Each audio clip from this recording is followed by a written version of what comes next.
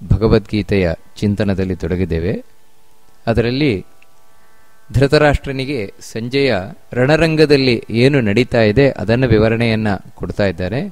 ದುರ್ಯೋಧನ ದ್ರೋಣಾಚಾರ್ಯರ ಬಳಿ ಬಂದು ಏನು ತಾನು ಹೇಳಿದ, ಅವನ ಮಾತಿನ ಹಿಂದೆ ಏನು ನಂಜು ಕೂತಿತ್ತು, ಏನು ಅವನ ವಿಷಾದ ತುಂಬಿತ್ತು, ಇದೆಲ್ಲವನ್ನ ನಾವು ನೋಡಿದ್ವು ಸಂಜಯನ ಮಾತಿನ ಮೂಲಕ. ಆಮೇಲೆ ಏನಾಯಿತು, ದುರ್ಯೋಧನ ದ್ರೋಣಾಚಾರ್ಯರ ಬಳಿ ಬಂದು ಎಲ್ಲರೂ ಅವರವರ ಸ್ಥಾನದಲ್ಲಿದ್ದು ಭೀಷ್ಮಾಚಾರ್ಯರನ್ನೇ ರಕ್ಷಣೆ ಮಾಡಿ ಅಂತ ಹೇಳಿ ಹೊರಟೋದ. ಆ ನಂತರ ಏನು ನಡೆಯಿತು ಅದನ್ನು ತಿಳಿಸ್ಕೊಂಡು ಬರ್ತಾರೆ. ತಸ್ಯ ಸಂಜನಯನ್ ಹರ್ಷಂ ಕುರುವೃದ್ಧ ಪಿತಾಮಹ ಸಿಂಹನಾದಂ ವಿನದ್ಯೋಚ್ಚೈ ಶಂಖಂ ದದ್ಮೋ ಪ್ರತಾಪವಾನಂದ್. ಆನಂತರ ಭೀಷ್ಮಾಚಾರ್ಯರು ತಾವು ಶಂಖನಾದವನ್ನು ಮಾಡಿದರು ಅಂತ ಹೇಳ್ತಾರೆ. ಅದು ಭೀಷ್ಮಾಚಾರ್ಯರಿಗೆ ಎಂಥವರು ಅಂತ ಹೇಳಲಿಕ್ಕೆ ಕುರುವೃದ್ಧ ಪಿತಾಮಹ ಅಂತ ಹೇಳ್ತಾರೆ. ಇಡೀ ಕುರುಕುಲದಲ್ಲಿ ವೃದ್ಧರಾಗಿರುವಂಥವರು. ವೃದ್ಧರು ಅಂದರೆ ಬರೀ ವಯಸ್ಸಿನಲ್ಲಿ ಮಾತ್ರ ಅಲ್ಲ, ಜ್ಞಾನದಲ್ಲಿ, ತಪಸ್ಸಿನಲ್ಲಿ, ಪ್ರತಿಯೊಂದರಲ್ಲೂ ಕೂಡ ಮಾಗಿದವರು. ವೃದ್ಧರು ಅಂದರೆ ಮಾಗಿರುವಂಥವರು. ಅಂತಹ ಕುರುಕುಲದಲ್ಲೇ ಹಿರಿಯರಾದಂತಹ ಪಿತಾಮಹ, ವಿಶೇಷವಾಗಿ ಈ ದುರ್ಯೋಧನಾದಿಗಳಿಗೂ ಪಾಂಡವರು ಯಾರಿವಾಗ ಯುದ್ಧದ ಎರಡು ಪಕ್ಷದಲ್ಲಿದ್ದಾರೆ ಅವರಿಗೆ ಅಜ್ಜನ ಸ್ಥಾನದಲ್ಲಿರುವಂಥವರು. ಅಂತಹ ಕುರುವೃದ್ಧರಾದಂತಹ ಪಿತಾಮಹರಾದ ಭೀಷ್ಮಾಚಾರ್ಯರು ತಾವು ಶಂಖನಾದವನ್ನು ಮಾಡಿದ್ರಂತೆ. ಯಾಕೆ ಶಂಖನಾದವನ್ನು ಮಾಡಿದರು? ಅದಕ್ಕೋಸ್ಕರ ಆ ಸಂಜೆಯ ಅವನ ಬಾಯಿಯಲ್ಲಿ ವೇದವ್ಯಾಸರು ಬಹಳ ಚೆನ್ನಾಗಿ ಹೇಳಿಸ್ತಾರೆ. ತಸ್ಯ ಸಂಜನೆಯನ್ ಹರ್ಷಂ ಅಂತ, ದುರ್ಯೋಧನನಿಗೆ ಖುಷಿಯನ್ನು ಉಂಟು ಮಾಡಲಿಕ್ಕೋಸ್ಕರ ಅಂತ ಹೇಳ್ತಾರೆ. ತಸ್ಯ ಸಂಜನೆಯನ್ ಹರ್ಷಂ, ಅವನಿಗೆ ದುರ್ಯೋಧನನಿಗೆ ಖುಷಿಯನ್ನು ಉಂಟು ಮಾಡುವವರಾಗಿ ಶಂಖನಾದವನ್ನ ಮಾಡಿದರು ಅಂತ. ಅದಕ್ಕಿಂತ ಮೊದಲು ಸಿಂಹನಾದಂ ವಿನದ್ಯ ಉಚ್ಚೈಹಿ ಶಂಖಂ ದದ್ಮೌ ಪ್ರತಾಪವಾನ್, ಮೊದಲು ಘರ್ಜನೆಯನ್ನ ಮಾಡಿದರು. ದೊಡ್ಡದಾಗಿ ಘರ್ಜನೆಯನ್ನ ಮಾಡಿ ಸಿಂಹನಾದವನ್ನ ಮಾಡಿ ಅದು ಉಚ್ಚೈಹಿ ಗಟ್ಟಿಯಾಗಿ ಮಾಡಿದ್ರಂತೆ. ಆಮೇಲೆ ಶಂಖವನ್ನು ಊದಿದ್ರಂತೆ. ಪ್ರತಾಪವಾನ್, ಬಹಳ ಪರಾಕ್ರಮಿಗಳಾದಂತಹ. ಯಾಕಂದ್ರೆ ಆ ಭೀಷ್ಮಾಚಾರ್ಯರ ಶಂಖನಾದಕ್ಕೂ ಆ ರೀತಿ ಪ್ರತಾಪ ಇತ್ತು. ಇಲ್ಲಿ ನಾವು ಗಮನಿಸಬೇಕಾದದ್ದೇನು ಅಂತ ಹೇಳಿದ್ರೆ, ತಸ್ಯ ಸಂಜನೆಯನ್ನು ಹರ್ಷಂ ಅಂತ ಯಾಕೆ ಸಂಜಯ ಹೇಳ್ತಾ ಇದ್ದಾನೆ? ದುರ್ಯೋಧನನಿಗೆ ಖುಷಿಯನ್ನು ಉಂಟು ಮಾಡುತ್ತಾ ಭೀಷ್ಮಾಚಾರ್ಯರು ಶಂಖನಾದವನ್ನ ಮಾಡಿದರು ಅಂತ.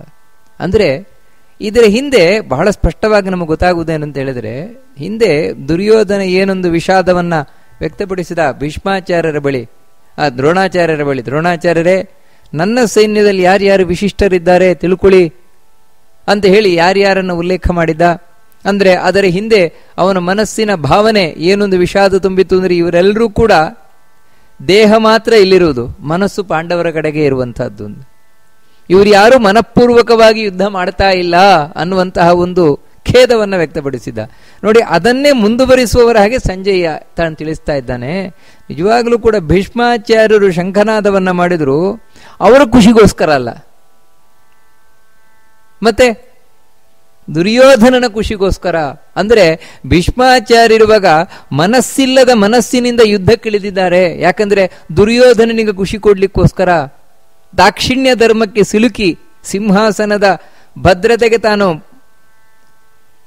ಯಾವತ್ತೂ ನಿಲ್ತೇನೆ ಅಂತ ಹೇಳಿದವರಾಗಿ ಈಗ ಅದಕ್ಕೋಸ್ಕರ ತಾವು ಶಂಖ ಉತ್ತಾ ಇದ್ದಾರೆ. ಅದಕ್ಕೋಸ್ಕರ ದುರ್ಯೋಧನನ ಖುಷಿಗೋಸ್ಕರ. ಅವರ ಸಂಕಲ್ಪವೇ ದುರ್ಯೋಧನ ಪ್ರೇರಣೆಯ ದುರ್ಯೋಧನ ಪ್ರೀತ್ಯರ್ಥಂ, ದುರ್ಯೋಧನನ ಖುಷಿಗಾಗಿ ಮಾಡ್ತಾ ಇದ್ದಾರೆ. ಅಲ್ಲ, ಸಾಮಾನ್ಯರಾಗಿದ್ರು ಒಂದು ರೀತಿ.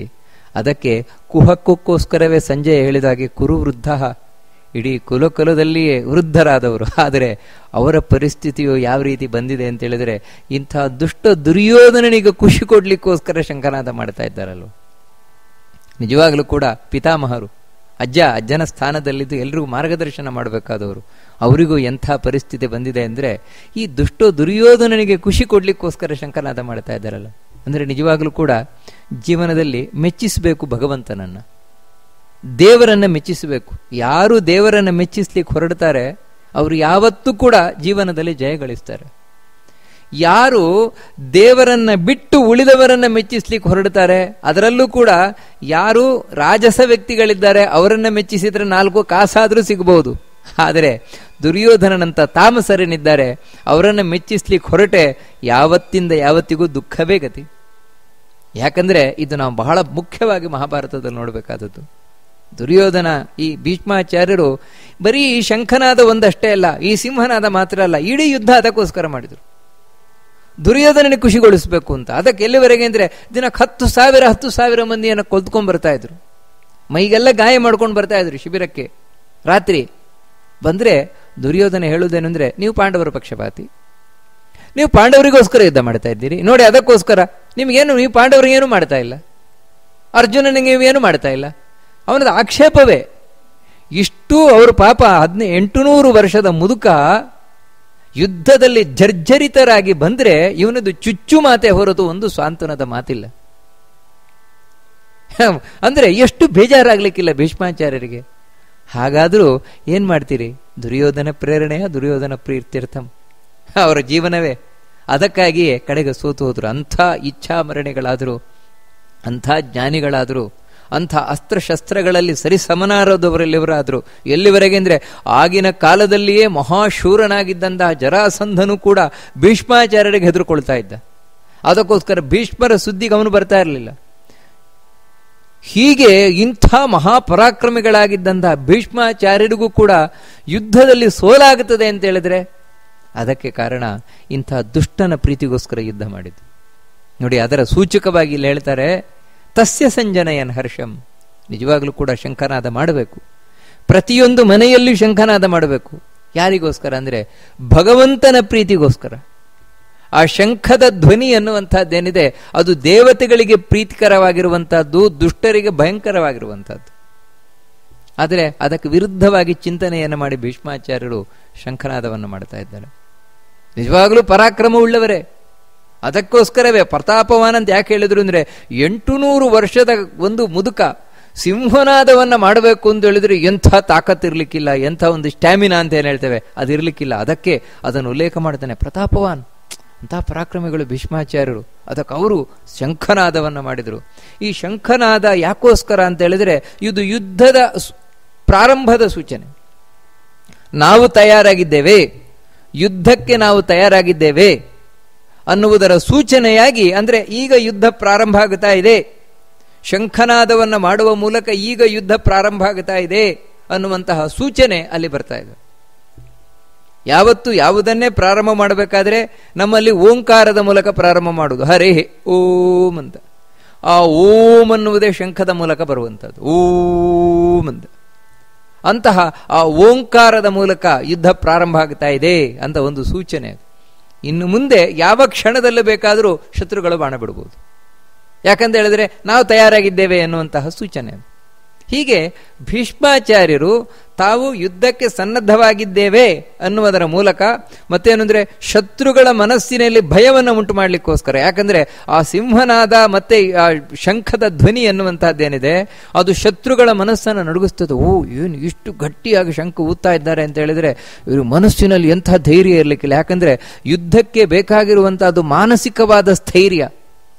ದೈಹಿಕವಾದ ಸಾಮರ್ಥ್ಯಕ್ಕಿಂತಲೂ ಕೂಡ ಮಾನಸಿಕವಾದಂತಹ ಸ್ಥೈರ್ಯ ಏನಿದೆ ಅದು ಬಹಳ ಮುಖ್ಯವಾಗಿ ಬೇಕು. ಕಾನ್ಫಿಡೆನ್ಸ್ ಅನ್ನು ಹೇಳ್ತೇವೆ, ಆ ಕಾನ್ಫಿಡೆನ್ಸ್ ಬೇಕು.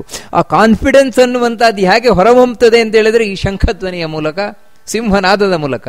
ಇಲ್ಲದೇ ಇದ್ರೆ ಏನಾಗುತ್ತೆ ಅಂದ್ರೆ ಎದುರಿನಲ್ಲಿರುವಂತಹ ಸಾಗರದಂತಿರುವಂತಹ ಶತ್ರುಗಳನ್ನು ನೋಡಿಯೇ ಗಡಗಡ ಗಡಗಡ ನಡಲಿಕ್ಕೆ ಶುರು ಮಾಡುತ್ತಾನೆ. ಮಾತೆ ಬರುವುದಿಲ್ಲ ಒಳಗೆ ಹೊರಗೆ. ಇನ್ನು ಸಿಂಹನಾದ ಎಲ್ಲಿಂದ? ಶಂಖ ಊದ್ಲಿ ಗಾಳಿಯೇ ಬರೋಲ್ಲ, ಇನ್ನು ಶಂಖ ಊದುವುದಾದ್ರೆ ಎಲ್ಲಿಂದ? ಆದರೆ ಅಂತಹ ಸಾಗರದಂತಿರುವಂತಹ ಸೈನ್ಯದ ಮುಂದೆಯೂ ಕೂಡ ಗಟ್ಟಿಯಾಗಿ ಶಂಖನಾದವನ್ನು ಮಾಡಿದ್ರು ಅಂದ್ರೆ ಅದಕ್ಕೆ ಹೇಳಿ ಪ್ರತಾಪವಾನ್, ಮಹಾಪರಾಕ್ರಮಿಗಳು ಭೀಷ್ಮಾಚಾರ್ಯರು ಶಂಖನಾದವನ್ನು ಮಾಡಿದರು. ಸರಿ, ಭೀಷ್ಮಾಚಾರ್ಯರು ಕೌರವನ ಕಡೆಯಿಂದ ಕೌರವನ ಖುಷಿಗಾಗಿ, ಅಂದ್ರೆ ಒಳಗಿನಿಂದ ಏನು ಅಂದ್ರೆ ಯಾಕೆ ಕೌರವ ಖುಷಿಗಿಂದ ಇನ್ನೊಂದ್ರು ಭೀಷ್ಮಾಚಾರ್ಯರ ಮನಸ್ಸಿಲ್ಲ, ನನಗೆ ಇಷ್ಟ ಇಲ್ಲ ಈ ಯುದ್ಧ, ಮೊದಲಿಂದಲೇ ಹೇಳ್ಕೊಂಡು ಬಂದವರು. ಈಗಲೂ ಅದನ್ನೇ ಸೂಚನೆಯಾಗಿ ಸಂಜಯ ಭೀಷ್ಮಾಚಾರ್ಯರ ಮನಸ್ಸನ್ನು ಅರಿತು ತಮಗೆ ಇಷ್ಟ ಇಲ್ಲದೆ ಇದ್ರೂ ಕೂಡ ದುರ್ಯೋಧನನಿಗೆ ಖುಷಿಯಾಗಲಿ ಅಂತಾನೆ ಯುದ್ಧ ಮಾಡ್ತಾ ಇರೋದು. ಅದಕ್ಕಾಗಿ ಸಿಂಹನಾದವನ್ನ ಮಾಡಿದ್ರು, ಶಂಖವನ್ನು ಊದಿದ್ರು. ಆಮೇಲೆ ಏನಾಯ್ತು ಅದು ಬಹಳ ಮುಖ್ಯವಾಗಿರುವಂತಹದ್ದು. ತತಶ್ವೇತೈರ್ ತತಃಶಂಖಾಶ್ಚ ಭೇರ್ಯಶ್ಚ ಪಣವಾನಕ ಗೋಮುಖಾಃ ಸಹಸೈವಾಭ್ಯಹನ್ಯಂತ ಸಶಬ್ದಸ್ತುಮುಲೋ ಭವತ್. ಯಾವಾಗ ಭೀಷ್ಮಾಚಾರ್ಯರು ಶಂಖನಾದವನ್ನು ಮಾಡಿದ್ರು, ಅವರು ಮಾಡಿದರೆ, ಯಾಕಂದ್ರೆ ಯಾರೋ ಸಣ್ಣ ಪುಟ್ಟವರು ಮಾಡಿದರೆ ಏನೋ ಆಟಾಡ್ಲಿಕ್ಕೆ ಮಾಡ್ತಾ ಇದ್ದಾರೆ ಅಂತೆ, ಹಾಗಲ್ಲ. ಕುರುವೃದ್ಧ ಪಿತಾಮಹ ಇವರು ಮಾಡಿದ್ರು ಅಂತ ಹೇಳಿದ್ರೆ ಅದು ಆಜ್ಞೆ ಸಿಕ್ಕಿದಾಗೇನೆ. ಯಾಕಂದ್ರೆ ಹಾಗೆ ಹುಡುಗಾಟಕ್ಕೆಲ್ಲ ಭೀಷ್ಮಾಚಾರ್ಯರು ಮಾಡುವವರಲ್ಲ. ಅವರು ಶಂಖನಾದ ಮಾಡಿದ್ರು ಅಂದ್ರೆ ಯುದ್ಧ ಪ್ರಾರಂಭ ಆಯ್ತು ಅಂತಾನೆ, ಅದಕ್ಕೆ ಮತ್ತೆ ಎರಡು ಮಾತೇ ಇಲ್ಲ. ಅದರಿಂದಾಗಿಯೇ ಯಾವಾಗ ಭೀಷ್ಮಾಚಾರ್ಯರು ಶಂಖನಾದವನ್ನ ಮಾಡಿದ್ರು ಆಗ ತತಃ ಶಂಖಾಶ್ಚ ಭೇರಿಯಶ್ಚ, ನಾನಾ ವಿಧವಾದ ಶಂಖದ ಧ್ವನಿ ಕೇಳಲಿಕ್ಕೆ ಶುರು ಮಾಡುತ್ತಂತೆ. ಶಂಖಾಶ್ಚ ಭೇರಿಯಶ್ಚ, ಭೇರಿಗಳು, ನಾನಾ ವಿಧವಾದ ಭೇರಿಗಳು ಮೊಳಗಲಿಕ್ಕೆ ಶುರು ಮಾಡಿದ್ವಂತೆ. ಟೋಲು ಅಂತ ಏನು ಹೇಳ್ತೇವೆ, ದೊಡ್ಡ ಆಕಾರದ ಒಂದು ವಾದ್ಯ, ಬಹಳ ದೂರದವರೆಗೆ ಕೇಳಲಿಕ್ಕೋಸ್ಕರ ಹಿಂದೆ ಅದನ್ನ ಬೆಟ್ಟದ ಮೇಲೆಲ್ಲ ಭರಿಸ್ತಾ ಇದ್ರು, ಅಂತಹ ಭೇರಿ. ಹಾಗೆಯೇ ಪಣವ, ಪಣವ ಅಂತ ಹೇಳಿದ್ರೆ ತಮಟೆ ಅಂತ ಹೇಳ್ಬೋದು, ಅಥವಾ ಪಟಹ ಅಂತ ಹೇಳ್ತಾರೆ, ಅಂತಹ ಪಣವ ಅದು. ಹಾಗೆಯೇ ಆನಕ, ನಗಾರಿ, ಗೋಮುಖಾಹ ಅಂದರೆ ರಣಗಹಳೆ ಅಂತ ಹೇಳ್ತಾರೆ. ಇವೆಲ್ಲವೂ ಕೂಡ ಒಟ್ಟಿಗೆ ಊದ್ಲಿಕ್ಕೆ ಶುರುವಾಯ್ತಂತೆ. ಯಾಕೋಸ್ಕರ ಇದನ್ನು ಉತ್ತಾ ಇದ್ದಾರೆ ಅಂದ್ರೆ, ವಾಸ್ತವಿಕವಾಗಿ ಸೈನ್ಯ ಎಲ್ಲೋ ಒಂದು ಜಾಗದಲ್ಲಿ ಜಮಾವಣೆ ಆಗಿರುವುದಿಲ್ಲ, ಮೈಲಿಗಟ್ಟಲೆ ಜಮಾವಣೆ ಆಗಿರುತ್ತದೆ. ಅದರಿಂದಾಗಿ ಮೈಲಿಗಟ್ಟಲೆ ವ್ಯಾಪಿಸಿಕೊಂಡಿರುವಂತಹ ಸೈನ್ಯಕ್ಕೆ ಯುದ್ಧ ಪ್ರಾರಂಭ ಆಯಿತು ಅಂತ ಗೊತ್ತಾಗೋದಾದ್ರೆ ಹೇಗೆ? ಎಲ್ಲೋ ಒಂದು ಕಡೆ ಯುದ್ಧ ಪ್ರಾರಂಭ ಆಯಿತು ಅಂದ್ರೆ ಅವ್ರು ಯುದ್ಧವೇ ಆಗಿಲ್ಲ ಅಂತ, ಪ್ರಾರಂಭ ಆಗಿಲ್ಲ ಅಂತ ಸುಮ್ಮನೆ ನಿಂತಿದ್ರೆ ಎದುರಿನವ್ರು ಬಂದು ಕೂಡಲೇ ಅವರಿಗೆ ಆಕ್ರಮಣ ಮಾಡಿಬಿಟ್ರೆ, ಅಂದ್ರೆ ತಾವು ಸಿದ್ಧವಾಗದೇ ಇದ್ರೆ ಪೆಟ್ಟು ತಿಂದು ಸಾಯ್ಬೇಕಾಗ್ತದಲ್ವಾ. ಅದಕ್ಕೋಸ್ಕರ ಇಡೀ ರಣರಂಗಕ್ಕೆ ಗೊತ್ತಾಗಬೇಕು ಯುದ್ಧ ಪ್ರಾರಂಭ ಆಗಿದೆ. ಯಾವುದೇ ಸಂದರ್ಭದಲ್ಲಿಯೂ ಕೂಡ ಬಾಣ ಬಂದು ಮೈ ಮೇಲೆ ಬೀಳಬಹುದು, ಶತ್ರುಗಳ ಆಕ್ರಮಣ ಮಾಡಬಹುದು, ಇದು ಗೊತ್ತಾಗಬೇಕಲ್ವಾ ಎರಡೂ ಸೈನ್ಯಕ್ಕೂ ಕೂಡ. ಆ ಕಾರಣದಿಂದಾಗಿ ಎರಡೂ ಕಡೆಯಿಂದಲೂ ಕೂಡ ಈ ನಾನಾ ವಿಧವಾದಂತಹ ಏನು ವಾದ್ಯಗಳೇನಿದೆ, ಆ ವಾದ್ಯಗಳು ಅಂದ್ರೆ ಈ ವೀರತ್ವವನ್ನ ಹುರಿದುಂಬಿಸುವಂತಹ ವಾದ್ಯಗಳು. ವಾದ್ಯಗಳೆಲ್ಲ ಅನೇಕ ವಿಧ ಇದೆ, ಆದರೆ ನೋಡಿ ಇಂತಹ ವಾದ್ಯಗಳೇನಿದೆ, ಇಲ್ಲಿ ಯಾವ ವಾದ್ಯವನ್ನು ಹೇಳ್ತಾ ಇದ್ದಾರೆ, ನಗಾರಿ, ಭೇರಿ, ರಣಗಹಳೆ, ಇವೆಲ್ಲ ಏನು ಅಂತ ಹೇಳಿದ್ರೆ ಯಾರು ಸೈನ್ಯದವರಿದ್ದಾರೆ ಅವರಿಗೆ ಹುಮ್ಮಸ್ಸನ್ನು ಕೊಡುವಂಥದ್ದು, ಶೌರ್ಯವನ್ನ ಅದು ಮೇಲಕ್ಕೆ ತರುವಂಥದ್ದು. ಅದು ಬಿಟ್ಟು ಇನ್ನು ಕೆಲವು ವಾದ್ಯಗಳೇನಿದೆ, ಮೃದಂಗ, ವೀಣೆ, ಕೊಳಲು, ಇವುಗಳೆಲ್ಲ ಇವೆಲ್ಲ ಯಾಕಂದ್ರೆ ಶೃಂಗಾರ ರಸ ಇಂಥವುಗಳಿಗೆಲ್ಲ. ಆದರೆ ಇಲ್ಲಿ ವೀರರಸ ಉಕ್ಕಿ ಹರಿಬೇಕು, ಅದಕ್ಕಾಗಿ ಬೇಕಾದಂತಹ ವಾದ್ಯಗಳು ಮೊಳಗುತ್ತಾ ಇದೆಯಂತೆ. ಸಶಬ್ದ ತುಮುಲೋ ಭವತು ಅಂತ ಹೇಳ್ತಾರೆ.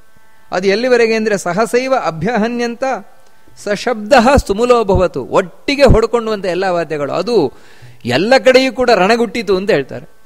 ಅಂದ್ರೆ ಎಲ್ರಿಗೂ ಇಡೀ ರಣರಂಗದಲ್ಲಿ ಮೈಲಿಗಟ್ಟಲೆ ವ್ಯಾಪಿಸಿರುವಂತಹ ರಣರಂಗದಲ್ಲಿ ಸಾವಿರ ಸಾವಿರ ಜನ ಏನು ನಿಂತಿದ್ದಾರೆ, ಎಲ್ರಿಗೂ ಕೂಡ ಗೊತ್ತಾಯ್ತು, ಓ ಇಂದು ಯುದ್ಧ ಶುರುವಾಗುತ್ತಾ ಇದೆ, ಯಾವ ಕ್ಷಣದಲ್ಲಿ ಬೇಕಾದರೂ ಬಾಣ ಪ್ರಯೋಗ ಆಗಬಹುದು ಅಂತ.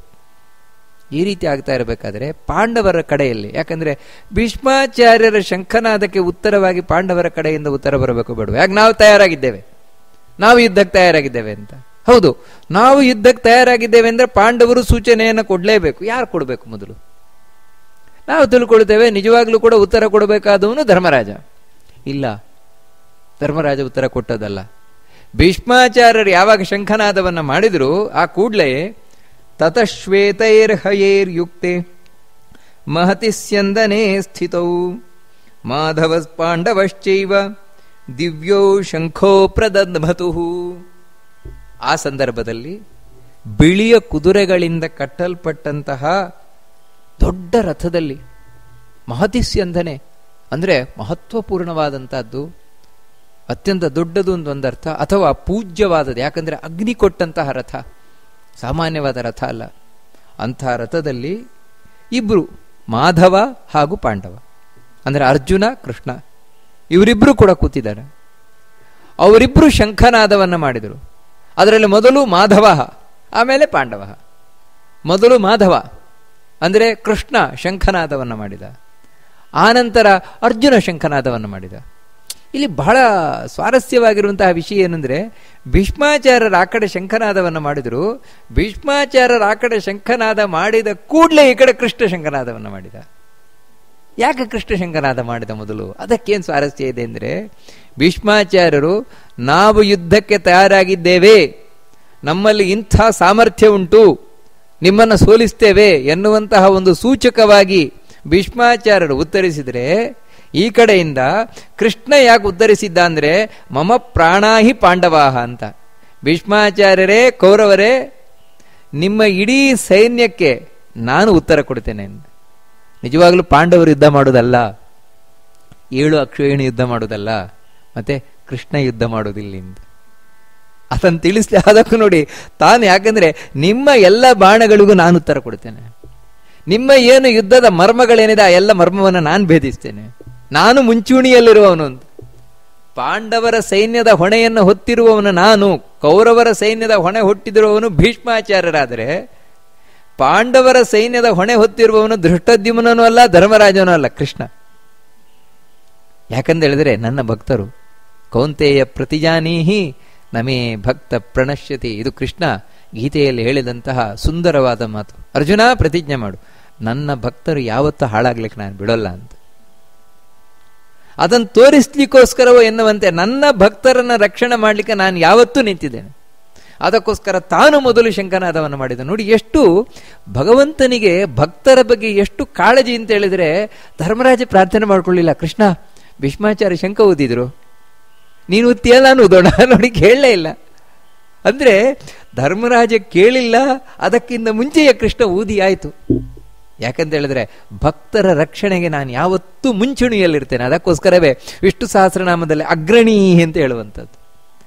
ಮುಂದೆ ನಡೆಯುವಂಥವನು ಅಂತ, ಮುಂದೆ ನಡೆದು ಎಲ್ಲರನ್ನ ರಕ್ಷಣೆ ಮಾಡುವವನು, ಭಕ್ತರನ್ನ. ಹಿಂದಿನಿಂದ ಭಕ್ತರು ಇರ್ತಾರೆ, ಅವರಿಗೆ ಏನೂ ಆಗದ ಹಾಗೆ ಕವಚವಾಗಿದ್ದು ರಕ್ಷಣೆ ಮಾಡ್ತಾನೆ. ಅದಕ್ಕಾಗಿ ಅದು ಎಂಥ ರಥದಲ್ಲಿ ಕೂತಿದ್ದಾನೆ ಅದನ್ನು ಹೇಳ್ತಾರೆ. ಮಹತಿಸ್ಯಂದನೆ ಸ್ಥಿತೋ, ದೊಡ್ಡ ರಥಪ್ಪ ಅದು, ಬಹಳ ಮಹತ್ವಪೂರ್ಣವಾದಂತಹ ರಥ. ಆ ರಥದಲ್ಲಿ ಕೂತಿದ್ದಾನೆ. 5 ಕುದುರೆಗಳು, ಬಿಳಿ ಕುದುರೆಗಳು. ಅಲ್ಲ, ಶ್ವೇತೇಹ ಹಯೇ ಅಂತ ಯಾಕೆ ಹೇಳ್ತಾರೆ? ಬಿಳಿ ಕುದುರೆ, ಸ್ವಚ್ಛವಾದ ಕುದುರೆಗಳು ಯಾಕೆ ಹೇಳ್ತಾರೆ ಅಂದ್ರೆ, ಇದು ಭಾರಿ ಹಾಗೆ ಹೇಳ್ತಾ ಇರೋದಲ್ಲ ಮಹಾಭಾರತ. ಮತ್ತೆ ಈ ಕುದುರೆಗಳು, ಈ ರಥ, ಈ ಕೃಷ್ಣಾರ್ಜುನರು, ಇವರೆಲ್ಲ ಏನಲ್ಲ, ನಮ್ಮ ಜೀವನದ ಸಂಕೇತ. ಅದು ನಮ್ಮ ಜೀವನದ ಸಂಕೇತವಾಗಲ್ಲ ಹೇಳ್ತಾ ಇರುವಂತಹದ್ದು. ಯಾಕಂದ್ರೆ ಇದನ್ನು ಬಹಳ ಸ್ಪಷ್ಟ ಹೇಳ್ತಾರೆ, ಶರೀರಂ ರಥಮಿತ್ಯಾಹು. ಈ ಶರೀರವೇ ರಥ. ಇದೆಂಥದ್ದು ಅಂದ್ರೆ ಮಹತ್ವಪೂರ್ಣವಾದ ರಥ. ಏಸು ಜನ್ಮದ ಸುಕೃತದ ಫಲವು ತಾನು ಜನಿಸಲಾಗಿ ಅಂತ ಹೇಳಿದಾಗ ಎಷ್ಟೋ ಜನ್ಮದ ಪುಣ್ಯದ ಫಲವಾಗಿ ದೊರೆತಿರುವಂತಹ ರಥ ಇದು. ಅದರಿಂದಾಗಿಯೇ ಇಂತಹ ಅತ್ಯಂತ ಮಹತ್ವಪೂರ್ಣವಾದಂತಹ ರಥ ಶರೀರ, ಅದು 5 ಕುದುರೆಗಳು ಅಂತ ಹೇಳ್ತಾರೆ. 5 ಕುದುರೆಗಳು ಅಂತ ಯಾಕೋಸ್ಕರ ಹೇಳ್ತಾರೆ ಅಂತ ಹೇಳಿದ್ರೆ, ಅದು ಬಿಳಿಯಾದ ಕುದುರೆಗಳು, ಅದೇ 5 ಜ್ಞಾನೇಂದ್ರಿಯಗಳು. ಯಾವ ರೀತಿ ರಥ ಈ ಕುದುರೆಗಳ ಮೂಲಕ ಮುಂದೆ ಹೋಗ್ತದೋ, ಅದೇ ರೀತಿ ಈ ಶರೀರ ಏನಿದೆ, ಶರೀರ ಮುಂದೆ ಹೋಗಬೇಕು ಅಂತ ಹೇಳಿದ್ರೆ 5 ಜ್ಞಾನೇಂದ್ರಿಯಗಳ ಮೂಲಕ. ನಿಜವಾಗಿಯೂ ಬಿಳಿ ಕುದುರೆ ಅಂತ ಯಾಕೆ ಹೇಳ್ತಾರೆ ಅಂತ ಹೇಳಿದ್ರೆ, ಈ ಇಂದ್ರಿಯಗಳು ಸ್ವಚ್ಛ.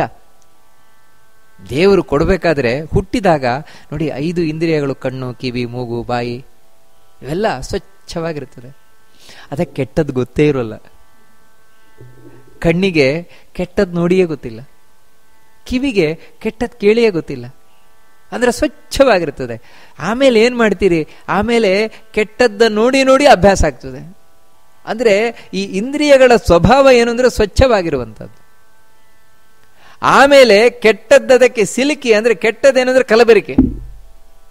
ಕಲಬೆರಕೆ ಆಗುವಂತಹದ್ದು ನಂತರ. ಆಮೇಲೆ ಏನಂದ್ರೆ ಕೆಟ್ಟದ್ದು ನೋಡಿ ನೋಡಿ ನೋಡಿ ಕೆಟ್ಟದ್ದೇ ಅಭ್ಯಾಸ ಆಗ್ತದೆ, ಕೆಟ್ಟದ್ದು ಕೇಳಿ ಕೇಳಿ ಕೆಟ್ಟದ್ದೇ ಅಭ್ಯಾಸ ಆಗ್ತದೆ, ಕೆಟ್ಟದ್ದು ಮೂಸಿ ಮೂಸಿ ಕೆಟ್ಟದ್ದೇ ಅಭ್ಯಾಸ ಆಗ್ತದೆ. ಹೀಗೆ ಅವೆಲ್ಲ ನಿಜವಾಗಿ ಅಲ್ಲ. ಅದಕ್ಕೋಸ್ಕರ ಇದು ಎಂಥ ಒಂದು ರಥ ಅಂತ ಹೇಳಿದ್ರೆ ಸ್ವಚ್ಛವಾದ ರಥ. ಅದು 5 ಇಂದ್ರಿಯಗಳು ಸ್ವಚ್ಛವಾಗಿರುವಂತಹದ್ದು. ಅದರಲ್ಲಿ ಕೃಷ್ಣ ಕೂತಿದ್ದಾನೆ, ಅರ್ಜುನ ಕೂತಿದ್ದಾನೆ. ಇದೆ ಈ ದೇಹದಲ್ಲಿ ಸಾರಥಿಯಾಗಿ ಕೃಷ್ಣ ಕೂತಿದ್ದಾನೆ. ಅದೇ ಬುದ್ಧಿಯ ಸ್ಥಳದಲ್ಲಿ, ಬುದ್ಧಿಯ ಜಾಗದಲ್ಲಿ ತಾನು ಕೂತಿದ್ದಾನೆ. ಅರ್ಜುನ ಯಾರು? ನಾವೆಲ್ಲರೂ ಅರ್ಜುನರೇ. ಪ್ರತಿಯೊಬ್ಬರು ಅರ್ಜುನರಾಗಬೇಕು. ಅದಕ್ಕೋಸ್ಕರ ಪಾಂಡವ ಅಂತ ಹೇಳಿದ್ದು, ಪಾಂಡವರಾಗಬೇಕು. ಪಾಂಡು ಅಂತ ಹೇಳಿದ್ರೆ ಸ್ವಚ್ಛವಾಗಿರುವವ. ಯಾರು ಸ್ವಚ್ಛವಾದ ಆಚಾರ ವಿಚಾರ ಉಳ್ಳವರಿದ್ದಾರೋ ಅಂಥವರ ರಥ ಈ ರೀತಿ ಇರುತ್ತದೆ. ಅಂದರೆ ದೇಹ ಇಷ್ಟು ಶುದ್ಧವಾಗಿರುತ್ತದೆ, ಆ ಕುದುರೆಗಳು ಅಷ್ಟು ಸ್ವಚ್ಛವಾಗಿ ಸಿಗ್ತದೆ. ಅಂತಹ ಸ್ವಚ್ಛವಾದ ಕುದುರೆಗಳುಳ್ಳ ಇಂತಹ ಮಹತ್ವಪೂರ್ಣವಾದಂತಹ ಶರೀರದಲ್ಲಿ ಪಾಂಡವನ ಹಾಗೆ ನಾವಿದ್ರೆ ಕೃಷ್ಣ ಸಾರಥಿಯಾಗಿ ಬಂದು ಕೂತೇ ಕೂರ್ತಾನೆ. ಹಾಗೆ ಕೂತ ಅಂದ್ರೆ ಮತ್ತೆ ಯಾವತ್ತೂ ಸೋಲೇ ಇಲ್ಲ. ನೋಡಿ, ಇದರ ಸೂಚಕವಾಗಿ ಇಲ್ಲಿ ಬಿಳಿಯ ಕುದುರೆ, ಅದರಿಂದ ಕೂಡಿದಂತಹ ರಥ, ಅಲ್ಲಿ ಕೂತಂತಹ ಕೃಷ್ಣ ಶಂಖನಾದವನ್ನು ಮಾಡುವ ಮೂಲಕ ತಾನು ಉತ್ತರ ಕೊಟ್ಟ. ಯಾವಾಗ ಕೃಷ್ಣ ಶಂಖನಾದ ಮಾಡಿದ, ಪಕ್ಕದಲ್ಲಿದ್ದ ಅರ್ಜುನ ಶಂಖನಾದ ಮಾಡಲೇಬೇಕು ತಾನೆ. ಅದಕ್ಕೋಸ್ಕರ ಕೃಷ್ಣನನ್ನು ಅನುಸರಿಸಿ ನಂತರ ಅರ್ಜುನ ಶಂಖನಾದವನ್ನು ಮಾಡಿದ. ಕೃಷ್ಣನೊಟ್ಟಿಗೆ ಇರುವಂತವನು ಅರ್ಜುನ ಶಂಖನಾದವನ್ನು ಮಾಡಿದ. ಪಾಂಚಜನ್ಯಂ ಹೃಷೀಕೇಶ ದೇವದತ್ತಂ ಧನಂಜಯ ಪೌಂಡ್ರಂ ದದ್ಮೋ ಮಹಾಶಂಖಂ ಭೀಮಕರ್ಮ ವೃಕೋದರ. ಇಲ್ಲಿ ವೇದವ್ಯಾಸರು ಬೇಕು ಅಂತ ಕೆಲವು ಶಬ್ದಗಳನ್ನು ಪ್ರಯೋಗ ಮಾಡ್ತಾರೆ. ಮಾಧವ ಪಾಂಡವಶ್ಚೈವ ದಿವ್ಯೋ ಶಂಖೋ ಪ್ರದದ್ಮತು ಅಂತ. ಮಾಧವ ಹಾಗೂ ಪಾಂಡವ ಅಂತ ಅಲ್ಲ, ಮಾಧವ ಅಂತ ಯಾಕೆ ಹೇಳ್ತಾ ಇದ್ದಾರೆ? ಕೃಷ್ಣ ಅಂತ ಹೇಳ್ಬೋದಿತ್ತಲ್ವ, ಬೇರೆ ಯಾವುದೇ ಹೆಸರು ಸಿಗಲಿಲ್ವಾ ವೇದವ್ಯಾಸರಿಗೆ? ಮಾಧವ ಅಂತಾನೆ ಯಾಕೆ ಹೇಳಿದ್ರು ಅಂದ್ರೆ ಬೇಕು ಅಂತಾನೆ ಹೇಳಿದ್ದು. ಮಾಧವ ಶಬ್ದದ ಅರ್ಥ ಏನು ಅಂದ್ರೆ ಮಾಯಾಯಾಹ ಧವ ಅಂತ, ಮಾಯಾಪತಿ ಅಂತ. ಮಾಯಾ ಅಂದ್ರೆ ಲಕ್ಷ್ಮಿ, ಆ ಮಾಯೆಯ ಪತಿ ಅಂದ್ರೆ ಶಂಖವನ್ನು ಊದ್ತಾ ಇದ್ದಾನೆ ಕೃಷ್ಣ.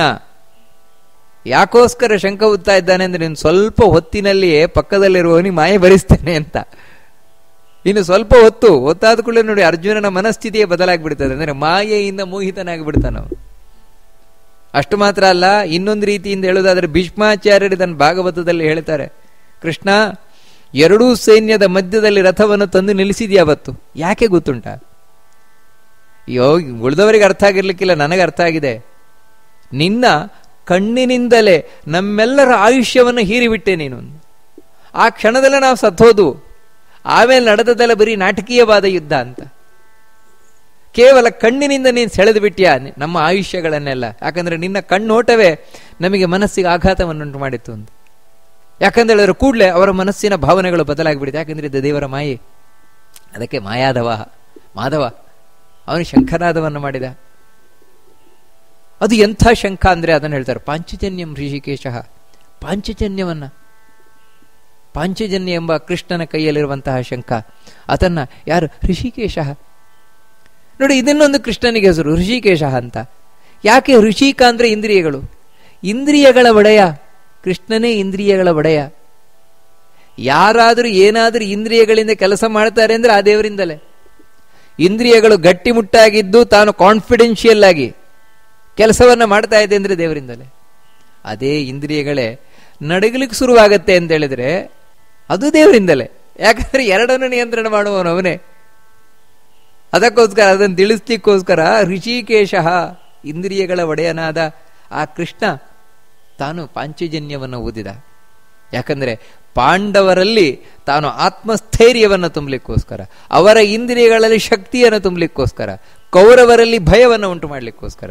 ದೇವದತ್ತಂ ಧನಂಜಯ.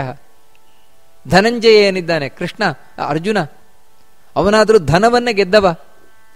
ಅವನ ದೊಡ್ಡ ಧನ ಯಾವುದು ಅಂತ ಹೇಳಿದ್ರೆ ಭಕ್ತಿ ಜ್ಞಾನ ವೈರಾಗ್ಯವೇ ದೊಡ್ಡ ಧನ ಅವನದ್ದು. ಭಗವಂತ ಅವನ ರಥದಲ್ಲಿ ಬಂದು ಕೂರಬೇಕು ಅಂದ್ರೆ ಇನ್ಯಾವ ದುಡ್ಡಿನಿಂದ ಸಾಧ್ಯ? ಯಾಕಂದ್ರೆ ನಾವು ಯಾರಾದ್ರೂ ಕಾರು ಓಡಿಸ್ಲಿಕ್ಕೆ ಒಬ್ಬ ಡ್ರೈವರ್ ಬೇಕು ಅಂತ ಹೇಳಿದ್ರೆ ಮೊದಲು ಕೇಳ್ತಾನಲ್ವಾ, ಸಂಬಳ ಎಷ್ಟು ಕೊಡ್ತೀರಿ ಅಂತ. ಸಂಬಳಕ್ಕೆ ಅನುಗುಣವಾಗಿ ಬಂದು ಕೊಡ್ಬೇಕಲ್ವಾ. ಇಲ್ಲಿ ಕೃಷ್ಣ ಸಾರಥ್ಯ ಮಾಡಬೇಕು ಅಂದ್ರೆ ಅವನಿಗೂ ಸಂಬಳ ಕೊಡ್ಬೇಕಲ್ವಾ. ಏನು ಸಂಬಳ? ಕೃಷ್ಣನಿಗೆ ಈ ಸಂಬಳ ಬೇಕಾಗಿಲ್ಲ. ಮತ್ತೆ ದೇವರು ಬಯಸುವುದೇ ಜ್ಞಾನ ಭಕ್ತಿ ವೈರಾಗ್ಯಗಳು, ಅದೇ ಧನ. ಆ ಧನವನ್ನ ಜಯಿಸಿದವನು, ದೇವರಿಗೆ ಯಾವ ದುಡ್ಡು ಬೇಕೋ ಆ ದುಡ್ಡು ಅರ್ಜುನನ ಬಳಿ ಇದೆ. ಅದಕ್ಕಾಗಿ ಸಾರಥಿಯಾಗಿತ್ತು. ಅದಕ್ಕೆ ಧನಂಜಯ. ಅಂತಹ ಧನಂಜಯ ಏನಿದ್ದಾನೆ ಅವನು ದೇವದತ್ತವಾದಂತಹ ಶಂಖ, ಇಂದ್ರ ಕೊಟ್ಟಂತಹ ಶಂಖ, ಅದನ್ನು ಊದಿದ. ಅದಕ್ಕೆ ಹೇಳಿದ್ದಾರೆ ಪಾಂಚಜನ್ಯಂ ಋಷಿಕೇಶ ದೇವದತ್ತಂ ಧನಂಜಯ. ಇದೆರಡೂ ಕೂಡ ಮೇಲಿನ ಲೋಕದ ಶಂಖಗಳು, ಅದ್ಭುತವಾದ ಶಂಖಗಳು. ಅದಕ್ಕೆ ಮೊದಲು ಅದರ ಉಲ್ಲೇಖವನ್ನು ಮಾಡಿದರು. ಇದು ಭೂಲೋಕದ ಶಂಖ ಅಲ್ಲ, ಇದು ದೇವಲೋಕದ ಶಂಖ ಅಂತ.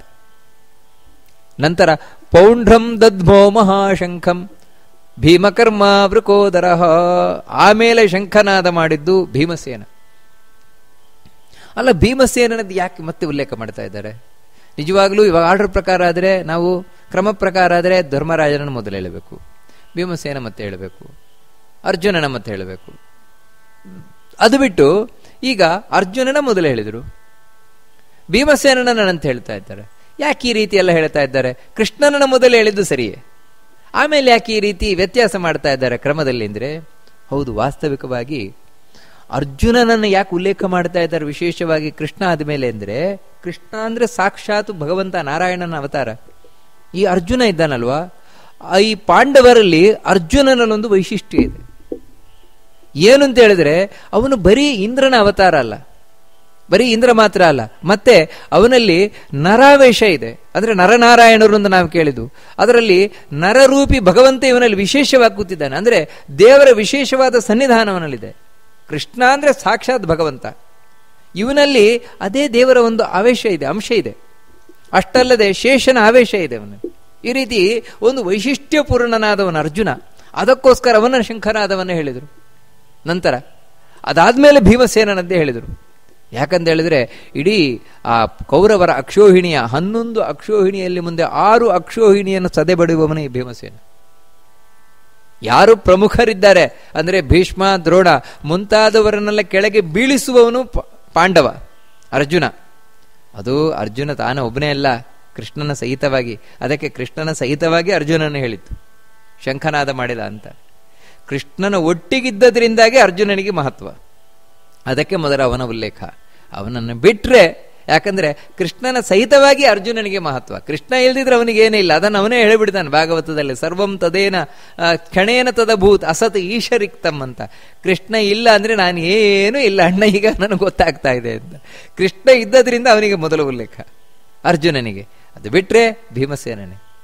ಅದಕ್ಕೆ ಅವನೂ ಮಹತ್ವಪೂರ್ಣನಾದವ.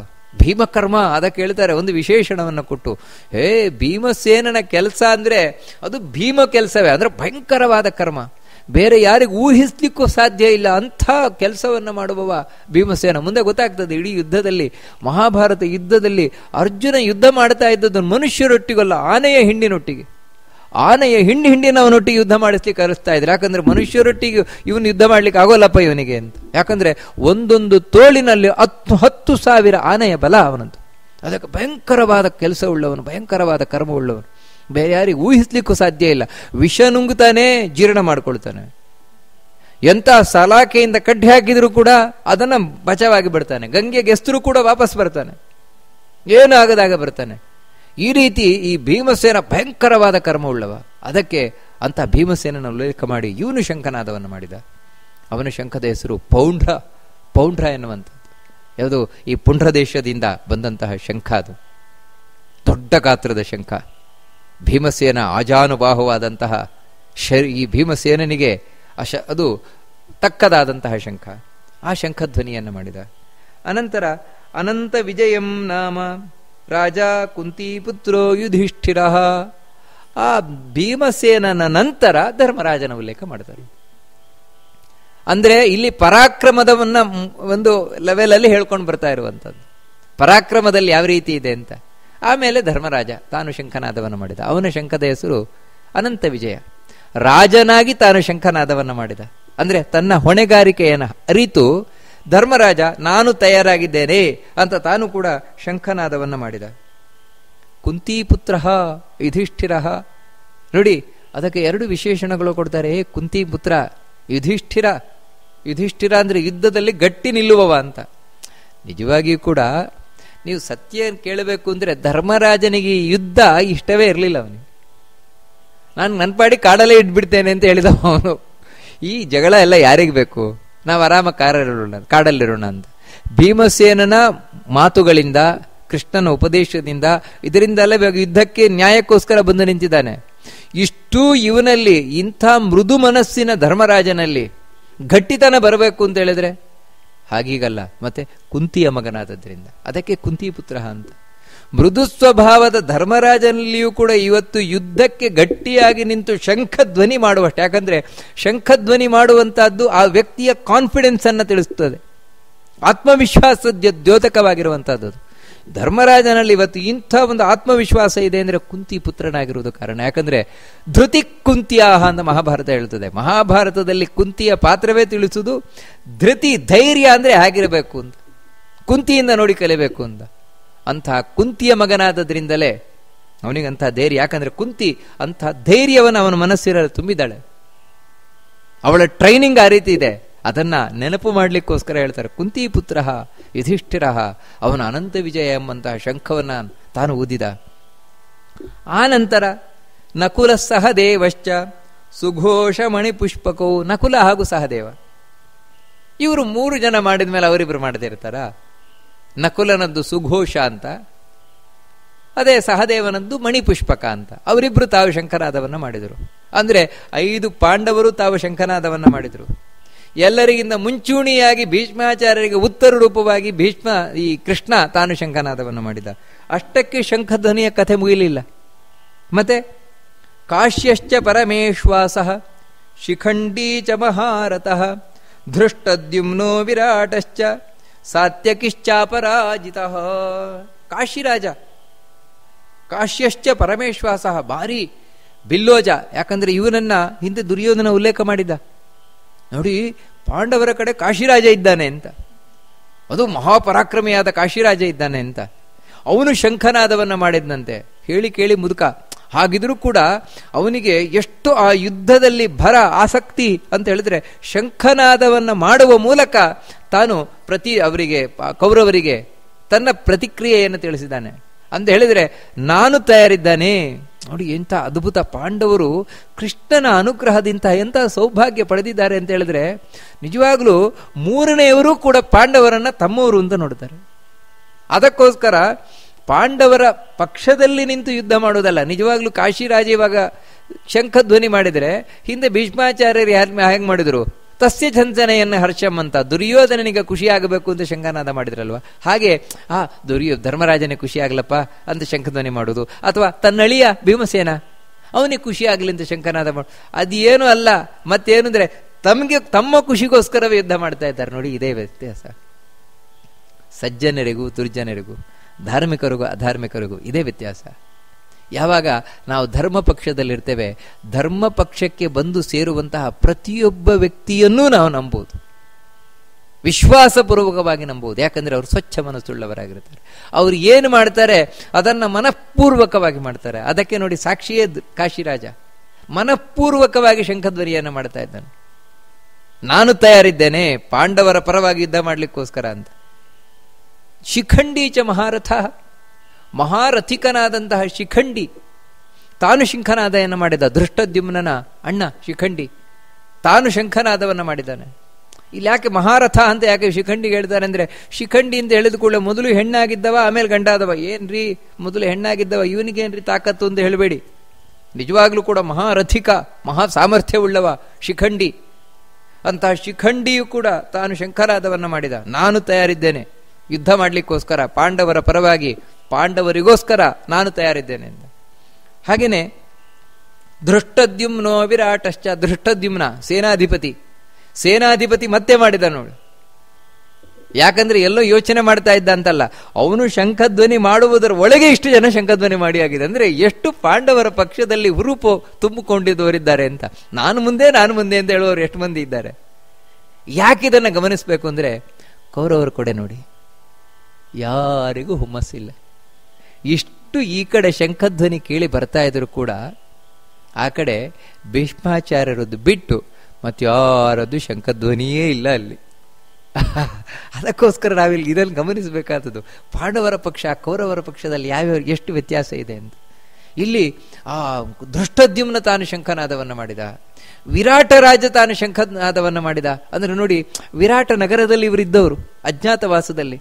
ಆ ವಿರಾಟ ನಗರದಲ್ಲಿ ಇವರು ಅಜ್ಞಾತವಾಸದಲ್ಲಿ 1 ವರ್ಷ ಇದ್ದಾಗ ಆ ವಿರಾಟ ರಾಜನಿಗೆ ಎಷ್ಟು ವಿಶ್ವಾಸ ಬಂದ್ಬಿಟ್ಟಿದೆ ಪಾಂಡವರ ಮೇಲೆ ಅಂತ ಹೇಳಿದ್ರೆ ನೋಡಿ, ಪಾಪ ಮುದುಕನಾಗಿದ್ರು ಯುದ್ಧಕ್ಕೆ ಬಂದು ನಿಂತುಬಿಟ್ಟಿದ್ದಾನೆ. ಬರೀ ಯುದ್ಧಕ್ಕೆ ದಾಕ್ಷಿಣ್ಯಕ್ಕಾಗಿ ಬಂದು ನಿಂತದ್ದಲ್ಲ, ಮತ್ತೇನೆಂದ್ರೆ ಇಚ್ಛಾಪೂರ್ವಕವಾಗಿ ಬಂದು ನಿಂತಿದ್ದಾನೆ.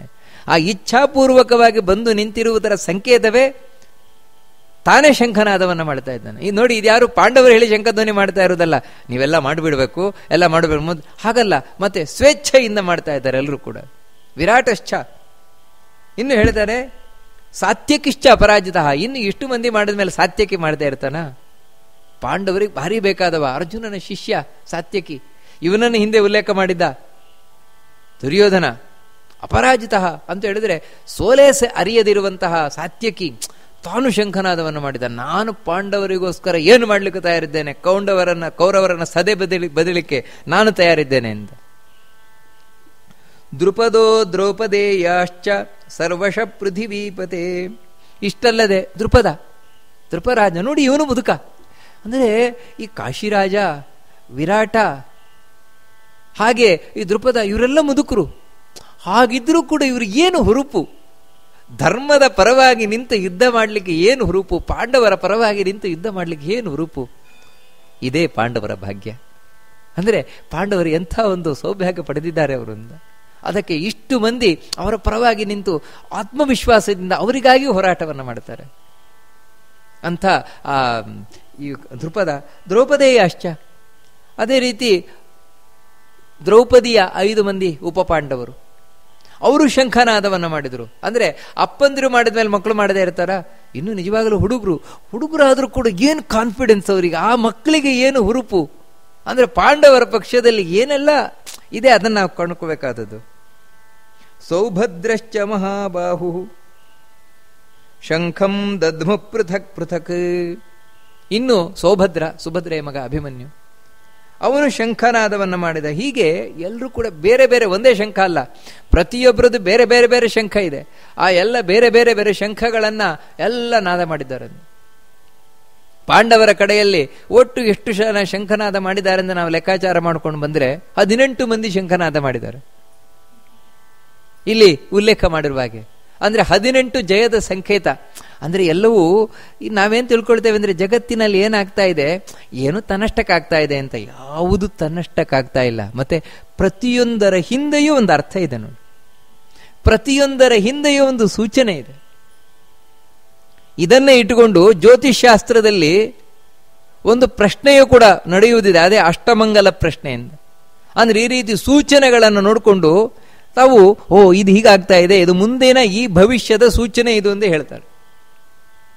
ಯಾಕಂದ್ರೆ ಜಗತ್ತಿನಲ್ಲಿ ಯಾವುದು ಕೂಡ ಆಕಸ್ಮಿಕವಾಗಿ ಆಗ್ತಾ ಇಲ್ಲ, ಅದರ ಹಿಂದೆ ಒಂದು ಅರ್ಥ ಇದೆ. ಆ ಅರ್ಥ ಏನು ಅಂತ ನಮಗೆ ಗೊತ್ತಾಗ್ತಾ ಇಲ್ಲ, ಅಲ್ಲಿ ನಾವು ದಡ್ಡರಾಗಿದ್ದೇವೆ. ನೋಡಿ, ಇಲ್ಲಿ 18 ಮಂದಿ ಶಂಖವನ್ನು ಊದಿದ್ರು ಅಂತ ಹೇಳಿದ್ರೆ, ಈ 18 ಮಂದಿ ಯಾಕೆ ಶಂಖ ಊದಿದ್ರು? ಇದು ಕೃಷ್ಣನ ಇಚ್ಛೆ.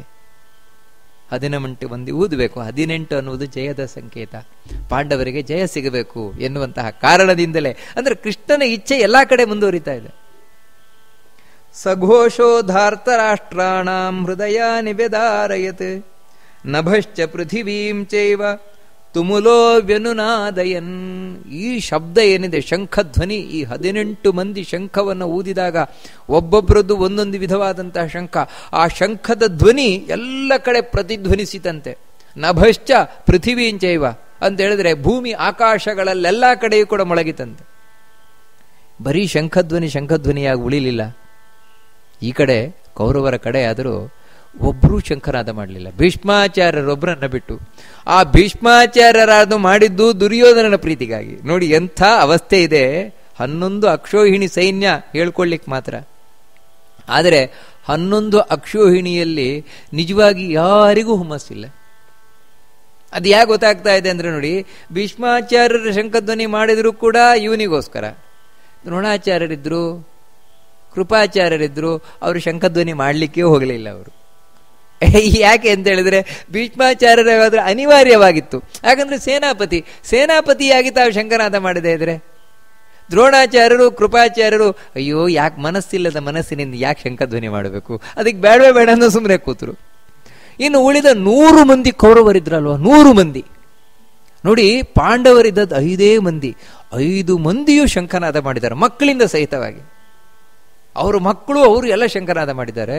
ಇವರು 100 ಮಂದಿ, ಅವರು ಮಕ್ಕಳು ಒಬ್ಬನು ಶಂಖ ಊದಲೇ ಇಲ್ಲ, ಯಾರೂ ಶಂಖ ಊದಲಿಲ್ಲ. ಕಾರಣ ಏನು ಅಂತ ಹೇಳಿದ್ರೆ, ಇಲ್ಲೇನು ಅವರಿಗೆ ಅಯ್ಯೋ ಈ ರೀತಿಯಿಂದ ತಿರಸ್ಕಾರ, ಶಂಖನಾದದ ಬಗ್ಗೆ ತಿರಸ್ಕಾರ, ಶಂಖ ಎನ್ನುವುದು ಅಂತದ್ದು ಒಂದು ರೀತಿಯಿಂದಾಗಿ ನೋಡಿ, ಇದು ವೈಷ್ಣವ ದ್ವೇಷ. ಈ ಕೌರವರ ಒಳಗಿರುವ ವೈಷ್ಣವ ದ್ವೇಷ ಏನು ಅಂದ್ರೆ, ಶಂಖ ಅನ್ನೋದು ವಿಷ್ಣುವಿನ ಆಯುಧ, ಕೃಷ್ಣನ ಆಯುಧ, ಅದನ್ನು ನಾವು ಯಾಕೆ ಊದಬೇಕು? ಅಲ್ಲೂ ರಾಜಕೀಯ, ಶಂಖಧ್ವನಿ ಮಾಡುವುದರಲ್ಲೂ ರಾಜಕೀಯ ಇರಬಹುದು. ಯಾಕಂತ ಹೇಳಿದ್ರೆ ಆ ಶಂಖವನ್ನು ನಾವು ಊದ್ಬಿಟ್ರೆ ನಾವೆಲ್ಲಾದ್ರೂ ಕೃಷ್ಣನ ಪಕ್ಷದವರು ಅಂತ ಆಗ್ಬಿಟ್ರೆ ಅದಕ್ಕೆ ತಯಾರಿಲ್ಲ. ಈ ರೀತಿಯಿಂದಾಗಿ ಶಂಖನಾದವನ್ನ ಮಾಡದೇ ಇರಬಹುದು. ನೋಡಿ ಎಷ್ಟರ ಮಟ್ಟಿಗೆ ಅಂದ್ರೆ ಇವತ್ತು ಎಷ್ಟೋ ಮಂದಿ ಇದ್ದಾರೆ. ಎಷ್ಟು ಅಂತ ಹೇಳಿದ್ರೆ ದೇವರ ಆಯುಧದ ಬಗ್ಗೆಯೂ ಕೂಡ ತಾವು ತಿರಸ್ಕಾರದ ಮಾತಾಡುವಂಥವ್ರು. ಇವಾಗ ಕೃಷ್ಣನಿಗೆ ಸಂಬಂಧಪಟ್ಟಂತಹ ಆಯುಧ ಶಂಖ ಚಕ್ರ ಏನಿದೆ, ಆ ಶಂಖ ಚಕ್ರವನ್ನು ಪ್ರತಿದಿನವೂ ಧಾರಣೆ ಮಾಡಬೇಕು ಅಂತ ಹೇಳ್ತದೆ ಶಾಸ್ತ್ರ, ಭುಜಗಳಲ್ಲಿ ಧಾರಣೆ ಮಾಡಬೇಕು ಅಂತ. ಆದರೆ ಅದನ್ನು ಕೂಡ ಬೈಯುವವರಿದ್ದಾರೆ. ಬಹಳ ಆಶ್ಚರ್ಯ ಕಾಣುವಂತಹದ್ದು. ಯಾರು ವಿಷ್ಣುವಿನ ಶಂಖ ಚಕ್ರವನ್ನು ಧಾರಣೆ ಮಾಡ್ತಾನೆ ಅಂಥ ವ್ಯಕ್ತಿ ಹೊಲೆಯನಿಂತಲೂ ಕಡೆ ಎಂದು ಹೇಳುವವರಿದ್ದಾರೆ ಕೆಲವರು. ಇದನ್ನು ಕಂಡಾಗ ಖಂಡಿತವಾಗಿಯೂ ಕೂಡ ಇವರು ಕೌರವರ ಕೊಡೆಯವರೇನು ಅಂತ ಕಾಣಿಸ್ತದೆ. ಯಾರು ಶಂಖನಾದವನ್ನು ಆಗ ಮಾಡದೆ ಕೂತರು, ಮಾಡಲಿಲ್ಲ ಮಾತ್ರ ಅಲ್ಲ, ಅದರ ಬಗ್ಗೆ ಅಷ್ಟು ತಿರಸ್ಕಾರ ಭಾವನೆ, ಶಂಖಧ್ವನಿ ಎಂಥದ್ದದು ಅಂತ. ಆ ಶಂಖಧ್ವನಿಯಲ್ಲಿ ಏನು ಶಕ್ತಿ ಇದೆ! ಯಾಕಂದ್ರೆ ಗರ್ಭಾ ದೇವಾರಿ ನಾರೀಣಾಂ ವಿಶೀರಿಯಂತೆ ಸಹಸ್ರಧಾ ತವನಾದೇನ ಪಾತಾಳೆ ಪಾಂಚಜನ್ಯ ಮುಸ್ತದೆ. ಆ ಶಂಖದ ಧ್ವನಿ ಎನ್ನುವಂಥದ್ದು ಸುತ್ತ ಇರುವ ಎಲ್ಲ ದುಷ್ಟಶಕ್ತಿಗಳನ್ನ ಹೊಡೆದೋಡಿಸ್ತದಂತೆ. ಎಷ್ಟರ ಮಟ್ಟಿಗೆ ಅಂತ ಹೇಳಿದ್ರೆ, ದುಷ್ಟರು ಪಾತಾಳದಲ್ಲಿ ಅಡಗಿ ಕೂತಿದ್ರು ಕೂಡ ಆ ದುಷ್ಟರ ಪತ್ನಿಯರು, ದೈತ್ಯರೇನಿದ್ದಾರೆ ಅವರ ಪತ್ನಿಯರು ಗರ್ಭಿಣಿಯರಾಗಿದ್ರು, ಶಂಖಧ್ವನಿಯನ್ನು ಕೇಳಿ ಆ ಗರ್ಭವು ಗಡಗಡ ಗಡಗಡ ನಡುಗಿ ಗರ್ಭಸ್ರಾವ ಆಗಿ ಹೋಗ್ತದಂತೆ. ಅಷ್ಟು ಶಕ್ತಿ ಶಂಖಧ್ವನಿಗಿದೆ ಅಂತ ಹೇಳಿ. ಅದಕ್ಕಾಗಿ ಅಂತಹ ಶಂಖಧ್ವನಿಯನ್ನ ಯಾರು ಸಜ್ಜನರಿದ್ದಾರೆ ಅವರಿಗೆ ಮಾತ್ರ ಮಾಡ್ಲಿಕ್ಕೆ ಸಾಧ್ಯ ಆಗ್ತದೆ ಹೊರತು ದುರ್ಜನರಿಗೆ ಮಾಡ್ಲಿಕ್ಕೆ ಸಾಧ್ಯ ಆಗೋಲ್ಲ ಶಂಖಧ್ವನಿಯನ್ನು. ನೋಡಿ, ಅದರಿಂದಾಗಿ ಕೌರವರಿಗೆ ಮಾಡ್ಲಿಕ್ಕೆ ಆಗಲಿಲ್ಲ, ಸಾಧ್ಯ ಆಗಲಿಲ್ಲ. ಯಾಕಂದ್ರೆ ಅವ್ರ ಮನಸ್ಸು ಕೇಳಲಿಲ್ಲ. ಯಾಕಂದ್ರೆ ದುಷ್ಟ ಮನಸ್ಸು, ಅದು ಕೇಳಲಿಲ್ಲ ಮಾತ್ರ ಅಲ್ಲ, ಇವರು ಮಾಡಿದ್ರಲ್ವಾ ಆ ಶಂಖಧ್ವನಿಯನ್ನ ಕೇಳಿ. ಶಂಖನಾದ ಇವರು ಮಾಡಲಿಲ್ವಲ್ಲ, ಪಾಂಡವರ ಕಡೆಯಿಂದ ಬಂದ ಶಂಖಧ್ವನಿಯನ್ನೇ ಕೇಳಿ ಇವರ ಮನಸ್ಸು ಒಡೆದೋಯ್ತಂತೆ. ಹೃದಯಾನಿ ವ್ಯಧಾರಯಿತು ಅಂತ ಹೇಳ್ತಾರೆ. ಅಂತ ಹೇಳಿದ್ರೆ ಇವರ ಮನಸ್ಸೆಲ್ಲವೂ ದುರ್ಬಲ ಆಯಿತು ಅಂತ. ಯಾವತ್ತು ಯುದ್ಧ ಮಾಡಬೇಕಾದ್ರೆ ಬೇಕಾದದ್ದೇನಂತ ಹೇಳಿದ್ರೆ ಆತ್ಮವಿಶ್ವಾಸ. ಆ ಆತ್ಮವಿಶ್ವಾಸವೇ ಕುಸಿದು ಬಿತ್ತು ಅಂತ. ಇದು ಮುಖ್ಯವಾಗಿ ಕೃಷ್ಣ ಶಂಖಚಕ್ರವನ್ನು ಹಿಡಿದಿರೋದು ಅದಕ್ಕೋಸ್ಕರ. ಬಹಳ ಸ್ಪಷ್ಟವಾಗಿ ಮಹಾಭಾರತ ಭಾಗವತ ಎಲ್ಲ ಹೇಳ್ತದೆ.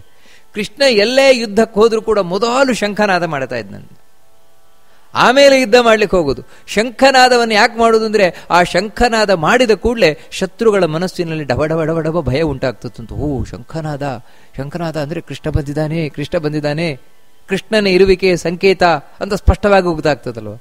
ಹಾಗೆ ಈ ದುಷ್ಟರಾದ ದುರ್ಯೋಧನಾದಿಗಳು ದುಷ್ಟರು ಅನ್ನುವುದರ ಸೂಚನೆಯೇ ಈ ಶಂಖನಾದವನ್ನು ಕೇಳಿ ಡಬ ಹೆದರುತ್ತಾ ಇದ್ದಾರಂತೆ.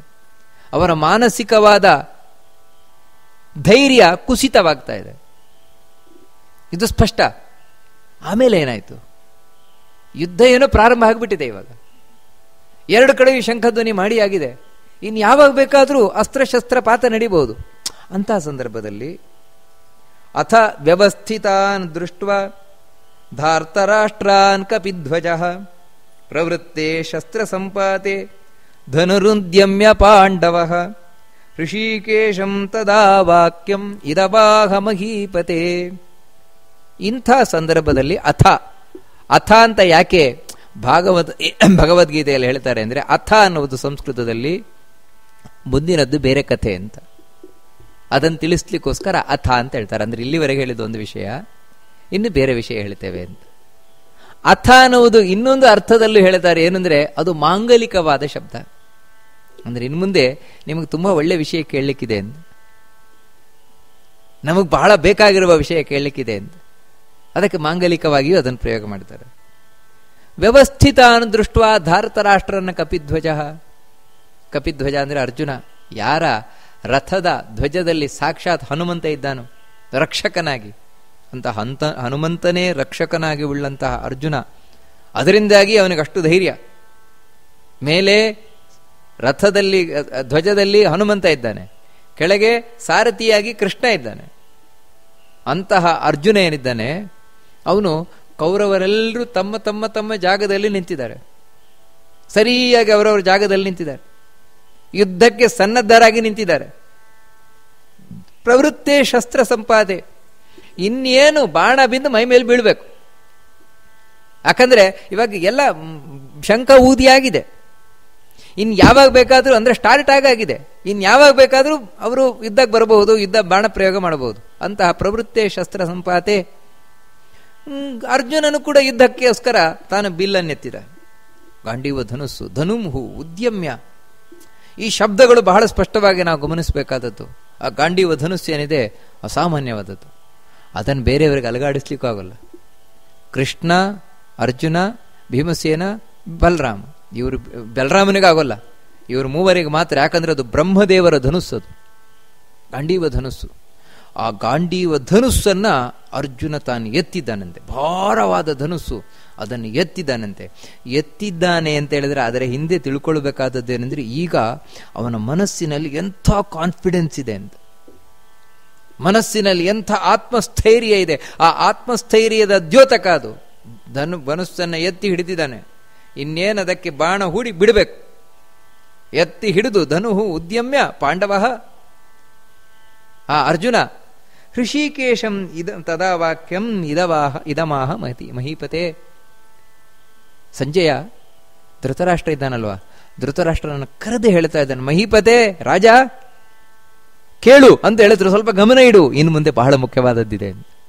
ಇಲ್ಲಿವರೆಗೆ ಕೇಳಿದ್ದು ನೀನು ಸ್ವಲ್ಪ ಆ ಕಡೆ ಈ ಕಡೆ ಮನಸ್ಸಿಟ್ಟಿದ್ರು ತೊಂದರೆ ಇಲ್ಲ, ಆದರೆ ಈಗ ಹೇಳುದು ಮಾತ್ರ ಗಮನ ಇಟ್ಟು ನೀನು ಕೇಳಬೇಕು. ಏನಂತ ಹೇಳಿದ್ರೆ, ಧನುಸ್ಸನ್ನು ಎತ್ತಿದ್ದಾನೆ ಅರ್ಜುನ, ಋಷಿಕೇಶನನ್ನ ಕುರಿತು, ಕೃಷ್ಣನನ್ನ ಕುರಿತು ಈ ಮಾತನ್ನು ಹೇಳಿದ. ಋಷಿಕೇಶ ಅಂತ ಯಾಕೆ ಹೇಳಿದ, ಇದು ಬಹಳ ಮುಖ್ಯವಾಗಿ ತಿಳ್ಕೊಳ್ಬೇಕಾದದ್ದು. ನಾವು ಮತ್ತೆ ವೇದವ್ಯಾಸರು ಬೇಕು ಅಂತ ಪ್ರಯೋಗ ಮಾಡ್ತಾ ಇದ್ದಾರೆ ಋಷಿಕೇಶ ಅಂತ. ಯಾಕೆ, ಅದು ಮುಂದೆ ನೋಡಿದಾಗ ಗೊತ್ತಾಗುತ್ತೆ. ಏನು ಹೇಳಿದ, ಸೇನೆಯೋರುಭಯೋರ್ ಮಧ್ಯೆ ರಥಂ ಸ್ಥಾಪಯ ಮೇಚ್ಯುತ ಯಾವದೇತಾ ನಿರೀಕ್ಷೇಹಂ ಯೋದ್ಧಮಾನಾನವಸ್ಥಿತಾನ್ ಕೈರ್ಮಯಾ ಸಹ ಯೋದ್ಧವ್ಯಂ ಅಸ್ಮಿನ್ ರಣಸಮುದ್ಯಮೇ ಯೋತ್ಸ್ಯಮಾನಾನವೇಕ್ಷೇಹಂ ಏತೇತ್ರ ಸಮಾಗತಾಃ ಧಾರ್ತರಾಷ್ಟ್ರಸ್ಯ ದುರ್ಬುದ್ಧೇಃ ಯುದ್ಧೇ ಪ್ರಿಯಚಿಕೀರ್ಷವಃ. ಕೃಷ್ಣನಿಗೆ ಅರ್ಜುನ ತನ್ನ ಗಾಂಡೀವ ಧನುಸ್ಸನ್ನು ಎತ್ತಿ ಹೇಳ್ತಾನೆ, ಕೃಷ್ಣ, ಏ ಮಧುಸೂದನ, ಎರಡು ಸೈನ್ಯದ ಮಧ್ಯದಲ್ಲಿ ನನ್ನ ರಥವನ್ನು ತಗೊಂಡು ಹೋಗಿ ನಿಲ್ಲಿಸು. ಪಾಂಡವ ಕೌರವರ ಸೈನ್ಯದ ಮಧ್ಯದಲ್ಲಿ, ಯಾಕಂದ್ರೆ ಈಗ ಪಾಂಡವರ ಸೈನ್ಯದಲ್ಲಿದ್ದಾನೆ, ಎರಡು ಸೈನ್ಯದ ಮಧ್ಯದಲ್ಲಿ ನನ್ನ ರಥವನ್ನು ತಗೊಂಡು ಹೋಗಿ ನಿಲ್ಲಿಸು. ಎಲ್ಲಿವರೆಗೆ ಅಂದ್ರೆ, ಎಲ್ಲಿಯವರೆಗೆ ಯಾವದೇತಾ ನಿರೀಕ್ಷೇಹಂ ಯೋದ್ಧುಮಾನಾನ್ ಅವಸ್ಥಿತಾಂ, ಯುದ್ಧಕ್ಕೆ ನಿಂತಿರುವವರನ್ನ ನಾನು ಎಲ್ಲಿವರೆಗೆ ಒಮ್ಮೆ ದಿಟ್ಟಿಸಿ ನೋಡ್ತೇನೆ, ಅಲ್ಲಿಯವರೆಗೆ ನನ್ನ ರಥವನ್ನು ನೀನು ಎರಡು ಸೈನ್ಯದ ಮಧ್ಯದಲ್ಲಿ ನಿಲ್ಲಿಸು. ನನಗೆ ಮುಖ್ಯವಾಗಿ ನೋಡಬೇಕಾಗಿದೆ ಈ ದುರ್ಬುದ್ಧಿಯಾದಂತಹ, ಇದೆಲ್ಲ ಬಹಳ ಮುಖ್ಯವಾಗಿ ನಾವು ತಿಳ್ಕೊಳ್ಬೇಕಾದದ್ದು, ದುರ್ಬುದ್ಧಿಯಾದಂತಹ ದುರ್ಯೋಧನನಿಗೂ ಸಹಾಯ ಮಾಡ್ಲಿಕ್ಕೆ ಬಂದಿದ್ದಾರಲ್ವಾ. ಈ ದುರ್ಬುದ್ಧಿಯಾದ ದುರ್ಯೋಧನನಿಗೆ ಸಹಾಯ ಮಾಡ್ಲಿಕ್ಕೆ ಬಂದಿರುವವರೇನಿದ್ದಾರೆ, ಅವನನ್ನ ಗೆಲ್ಲಿಸಬೇಕು, ಅವನಿಗೊಳ್ಳೇದು ಮಾಡಬೇಕು ಅಂತ ಬಂದವರೇನಿದ್ದಾರೆ, ಅವರನ್ನೆಲ್ಲ ನಾನೊಮ್ಮೆ ದಿಟ್ಟಿಸಿ ನೋಡ್ತೇನೆ. ಯಾವ ರೀತಿ ಕ್ರಿಕೆಟಿನಲ್ಲಿ ಅವನು ಬಾಲನ್ನು ಹೊಡೆಯುವುದಕ್ಕಿಂತ ಮುಂಚೆ ಬಾಟುಗಾರ ಸುತ್ತ ನೋಡ್ತಾನೆ ಯಾರ್ಯಾರೆಲ್ಲೆಲ್ಲಿ ನಿಂತಿದ್ದಾರೆ ಅಂತ, ಆಮೇಲೆ ತಾನು ಬಾಲ್ ಹಿಡ್ಕೊಂಡು ಹೊಡಿತಾನೆ ಬ್ಯಾಟಲ್ಲಿ. ಹಾಗೇನೆ ನಾನು ಬಾಣ ಬಿಡೋದಕ್ಕಿಂತ ಮುಂಚೆ ಯಾರ್ಯಾರು ಎಲ್ಲೆಲ್ಲಿ ನಿಂತಿದ್ದಾರೆ, ಏನು ಕತೆ ಎಲ್ಲ ನೋಡ್ತೇನೆ. ನನ್ನ ಮನಸ್ಸಿನ ಈ ದುರ್ಬುದ್ಧಿಯಾದ ದುರ್ಯೋಧನನಿಗೂ ಸಹಾಯ ಮಾಡ್ಲಿಕ್ಕೆ ಬರ್ತಾರಲ್ವ, ನೋಡ್ಬಿಡ್ತೇನೆ ನಾನು ಅಂತ. ಈ ರೀತಿ ಕೃಷ್ಣನನ್ನು ಕುರಿತು ಹೇಳಿದ ಈ ಅರ್ಜುನನ ಮಾತುಗಳು ಬರೀ ಮಾತಲ್ಲ, ಇದನ್ನು ನಾವು ವಿಶ್ಲೇಷಣೆ ಮಾಡಬೇಕಾದದ್ದು. ಇದರ ಹಿಂದೆ ಅರ್ಜುನನ ಮನೋಭಾವನೆ ಏನಿದೆ ಅದನ್ನು ತಿಳ್ಕೊಳ್ಬೇಕಾದದ್ದು. ಇದಕ್ಕೆ ಕೃಷ್ಣ ಏನು ಮಾಡಿದ, ಇದೆಲ್ಲ ಮುಂದಿನ ಬಹಳ ಅದ್ಭುತವಾದ ವಿಷಯಗಳು. ಅದೇನು ಅಂತ ಮತ್ತೆ ಮುಂದೆ ನೋಡೋಣ ಅಂತ ಹೇಳ್ತಾ ಈ ಉಪನ್ಯಾಸವನ್ನ ಮಧ್ವಾಂತರ್ಗತ ಆ ಭಗವಂತನಿಗೆ ಅರ್ಪಣೆಯನ್ನು ಮಾಡೋಣ. ಶ್ರೀಕೃಷ್ಣ ಅರ್ಪಣ.